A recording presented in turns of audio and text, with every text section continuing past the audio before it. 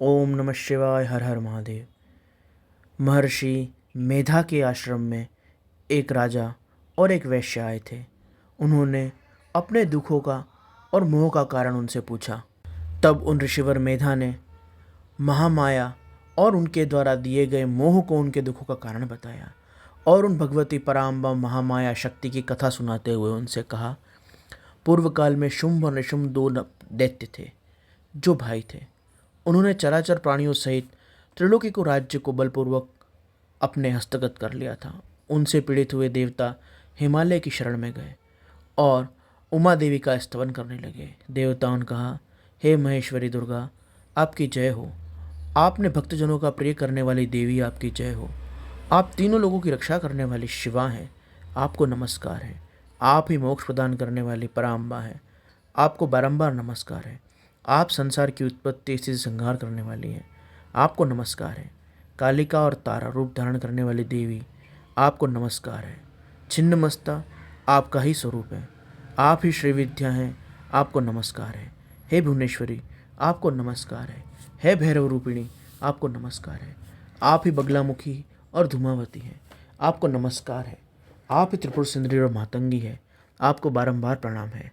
हे अजिता, विजया, जया, मंगला, विलासिनी, ये सभी आपके नाम हैं। इन सभी रूपों में आपको नमस्कार है। आप माता स्वरूप, आप कामधेनु स्वरूप, आपको नमस्कार है। घोर आकार धारण करने वाली, आपको नमस्कार है। अपराजिता रूप में आपको प्रणाम है। नित्या महाविद्या रूप में आपको बारंबार नमस्कार है। आपके अपराजिता स्वरूप को नमस्कार है। नित्या महाविद्या के रूप में आपको बारंबार नमस्कार है। आप ही शरणागतों का पालन करने वाली रुद्राणी है, आपको बारंबार नमस्कार है। वेदांत के द्वारा आपका स्वरूप का बोध होता है, आपको नमस्कार है। आप परमात्मा स्वरूप हैं, आपको प्रणाम है। अनंत कोटि ब्रह्मांडों का संचालन करने वाली जगदम्बा को बारंबार प्रणाम है, नमस्कार है। इस प्रकार देवताओं की स्तुति करने से वरदायिनी कल्याण स्वरूपा गौरी देवी बहुत प्रसन्न हुई। उन्होंने देवताओं से पूछा, आप लोग किसकी स्तुति करते हैं?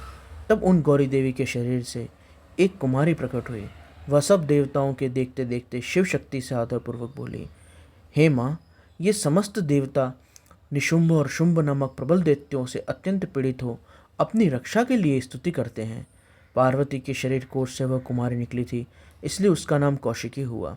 वह साक्षात शुंभासुर का नाश करने वाली सरस्वती हैं। उन्हें उग्र तारा, महाउग्र तारा कहा जाता है। माता के शरीर से प्रकट होने के कारण उन्हें मातंगी भी कहते हैं। उन्होंने देवताओं से कहा, तुम लोग निर्भय रहो, मैं स्वतंत्र हूँ, अतः किसी का सहारा लिए बिना तुम्हारा कार्य सिद्ध कर दूंगी। ऐसा कहकर वे देवी तत्काल अदृश्य हो गई। एक दिन शुंभ और निशुंभ के सेवक चंड और मुंड ने देवी को देखा। उनका मनोहर रूप नेत्रों को सुख प्रदान करने वाला था। उसे देखते ही वे मोहित हो सुध-बुध खोकर पृथ्वी पर गिर पड़े। फिर होश में आने पर अपने राजा के पास आरंभ से वृत्तांत बताकर बोले, महाराज, हमने एक अपूर्व सुंदरी को देखा जो हिमालय के शिखर पर रहती है, सिंह पर सवारी करती है। चंडमुंड की यह बात सुनकर शुंभ ने देवी के पीछे अपना सुग्रीव नामक दूत भेजा और कहा, हिमालय पे कोई सुंदरी है, तुम उसे जाकर मेरा संदेश दो और यहाँ ले आओ।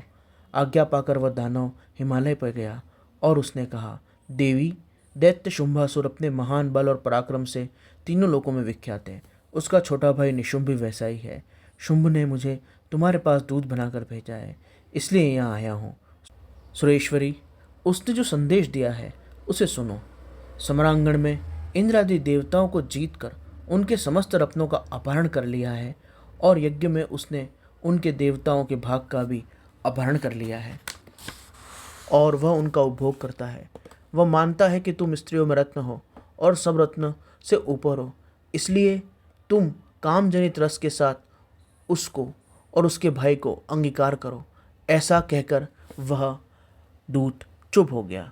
दूत के मुंह से शुंभ का संदेश सुनकर भगवान शिव की प्राण वल्लभा महामाया ने कहा, देवी ने कहा, दूत, तुम सच कहते हो, तुम्हारे कथन में थोड़ा भी असत्य नहीं, परंतु मेरी एक प्रतिज्ञा है, जो मुझे युद्ध में जीत लेगा, मेरा घमंड चूर कर देगा, उसी से मैं विवाह करूंगी।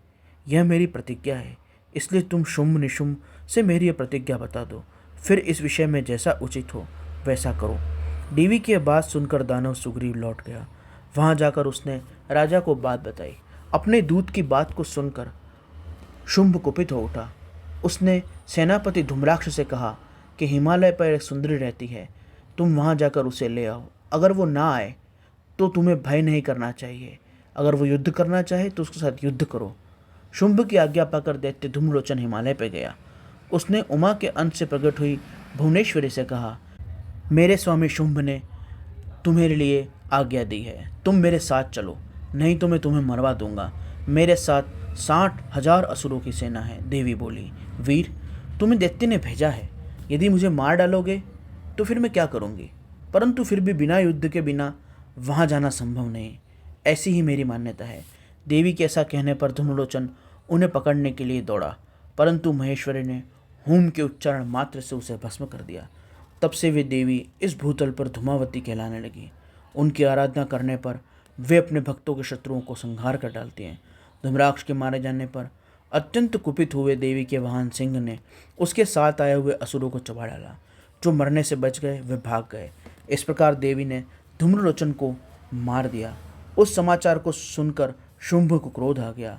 वह होठों को दांतों से दबाकर क्रोध करने लगा। उसने चंड मुंड और रक्त बीज असुरों को भेजा। आज्ञा पाकर वे दैत्य उस स्थान पर गए जहाँ देवी विराजमान थी।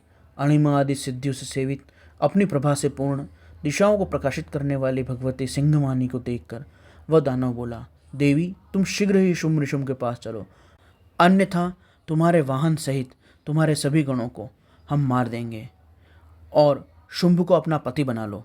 लोकपाल आदि भी उनकी स्तुति करते हैं। शुंभ को पति बनाने पर तुम उस महान आनंद की प्राप्ति करोगी जो देवताओं के लिए दुर्लभ है। उनकी ऐसी बात सुनकर परमेश्वरी अम्बा मुस्कुराकर बोली, अद्वितीय परमेश्वर परब्रह्म परमात्मा सर्वत्र विराजमान है, जो सदाशिव कहलाते हैं। वेद भी उनके तत्वों को नहीं जानते, फिर विष्णु आदि की तो बात ही क्या। उन्हीं सदाशिव की मैं सूक्ष्म प्रकृति हूँ, फिर दूसरे को पति कैसे बना सकती हूँ? सिंहिनी कितनी ही कामातुर क्यों न हो, वह गीदड़ को अपना पति नहीं बनाएगी। हथनी गधे से और बाघिन खरगोश से शादी नहीं कर सकती। दैत्यों, तुम लोग झूठ बोलते हो, क्योंकि काल रूपी सर्प के फंदे में फंसे हो। या तो तुम पाताल में लौट जाओ या मुझसे युद्ध करो। देवी का एक क्रोध वाला वचन सुनकर उस दैत्य ने कहा, हम अपने मन में तुम्हें अबला समझकर नहीं मार रहे थे, परंतु तुम युद्ध करना चाहती हो तो युद्ध के लिए आगे बढ़ो। इस तरह उनमें विवाद और समर शुरू हो गया। दोनों दलों पर तीखे बाणों की वर्षा होने लगी और युद्ध करते हुए परमेश्वरी ने चंड मुंड सहित उस रक्तबीज को मार दिया। वे देववैरी असुर द्वेष बुद्धि से आए थे, तो भी उन्होंने अंत में देवी की लोक की प्राप्ति की, जहाँ पर देवी के भक्त जाते हैं।